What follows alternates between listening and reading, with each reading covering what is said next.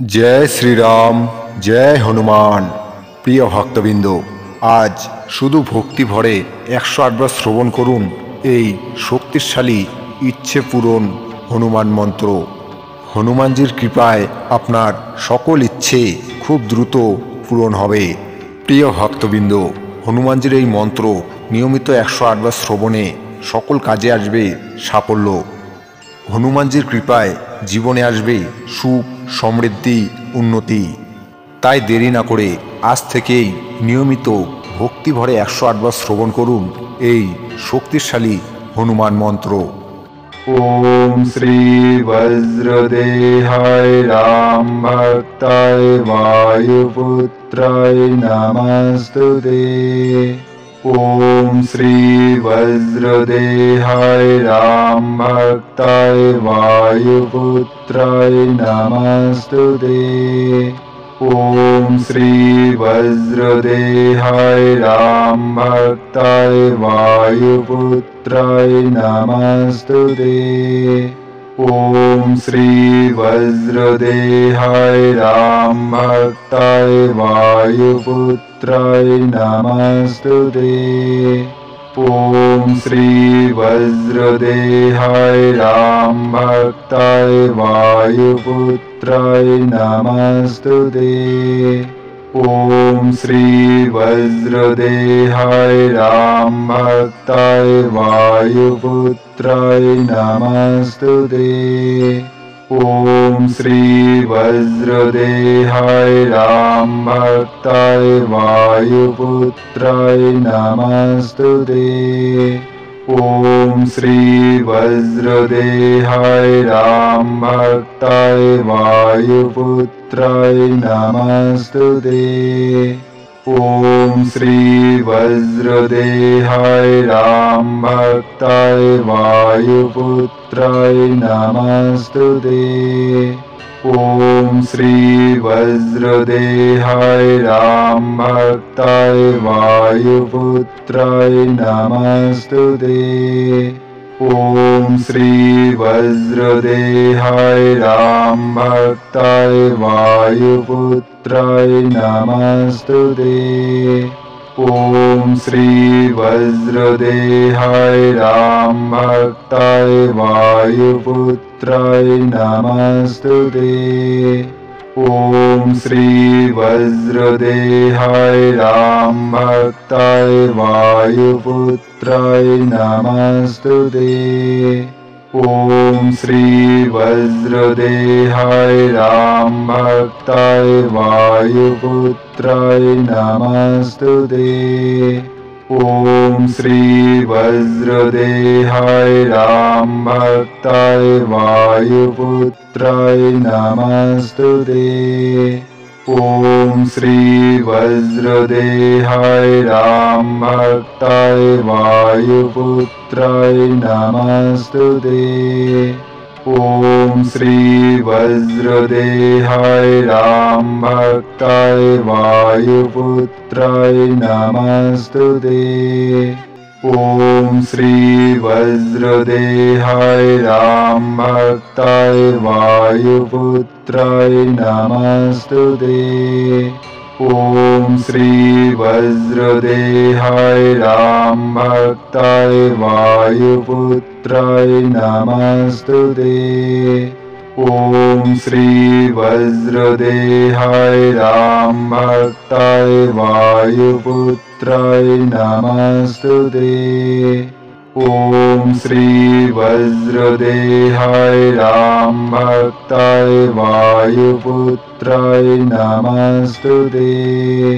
ओम श्री वज्रदेहाय राम भक्ताय वायुपुत्राय नमस्तुते। ओम श्री वज्रदेहाय राम भक्ताय वायुपुत्राय नमस्तुते। ओम श्री वज्रदेहाय राम भक्ताय वायुपुत्राय नमस्तुते। ओम श्री वज्रदेहाय राम भक्ताय वायुपुत्राय नमस्तुते। ॐ श्री वज्रदेहाय रामभक्ताय वायुपुत्राय नमस्तुते। ॐ श्री वज्रदेहाय रामभक्ताय वायुपुत्राय नमस्तुते। ॐ श्री वज्रदेहाय रामभक्ताय वायुपुत्राय नमस्तुते। ॐ श्री वज्रदेहाय रामभक्ताय वायुपुत्राय नमस्तुते। ॐ श्री वज्रदेहाय रामभक्ताय वायुपुत्राय नमस्तुते। ॐ श्री वज्रदेहाय रामभक्ताय वायुपुत्राय नमस्तुते। ॐ श्री वज्रदेहाय रामभक्ताय वायुपुत्राय नमस्तुते। ॐ श्री वज्रदेहाय रामभक्ताय वायुपुत्राय नमस्तुते। ॐ श्री वज्रदेहाय रामभक्ताय वायुपुत्राय नमस्तुते। ॐ श्री वज्रदेहाय रामभक्ताय वायुपुत्राय नमस्तुते। ॐ श्री वज्रदेहाय रामभक्ताय वायुपुत्राय नमस्तुते। ॐ श्री वज्रदेहाय रामभक्ताय वायुपुत्राय नमस्तुते। ॐ श्री वज्रदेहाय रामभक्ताय वायुपुत्राय नमस्तुते। ॐ श्री वज्रदेहाय रामभक्ताय वायुपुत्राय नमस्तुते। ॐ श्री वज्रदेहाय रामभक्ताय वायुपुत्राय नमस्तुते। ॐ श्री वज्रदेहाय रामभक्ताय वायुपुत्राय नमस्तुते। ॐ श्री वज्रदेहाय रामभक्ताय वायुपुत्राय नमस्तुते।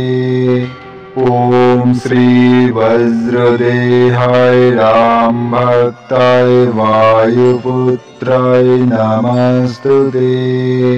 ॐ श्री वज्रदेहाय रामभक्ताय वायुपुत्राय नमस्तुते। ॐ श्री वज्रदेहाय रामभक्ताय वायुपुत्राय नमस्तुते। ॐ श्री वज्रदेहाय रामभक्ताय वायुपुत्राय नमस्तुते। ॐ श्री वज्रदेहाय रामभक्ताय वायुपुत्राय नमस्तुते। ॐ श्री वज्रदेहाय रामभक्ताय वायुपुत्राय नमस्तुते। ॐ श्री वज्रदेहाय रामभक्ताय वायुपुत्राय नमस्तुते। ॐ श्री वज्रदेहाय रामभक्ताय वायुपुत्राय नमस्तुते।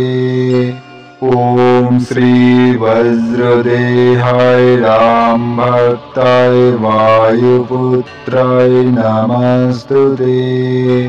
ॐ श्री वज्रदेहाय रामभक्ताय वायुपुत्राय नमस्तुते। ॐ श्री वज्रदेहाय रामभक्ताय वायुपुत्राय नमस्तुते। ॐ श्री वज्रदेहाय रामभक्ताय वायुपुत्राय नमस्तुते। ॐ श्री वज्रदेहाय रामभक्ताय वायुपुत्राय नमस्तुते।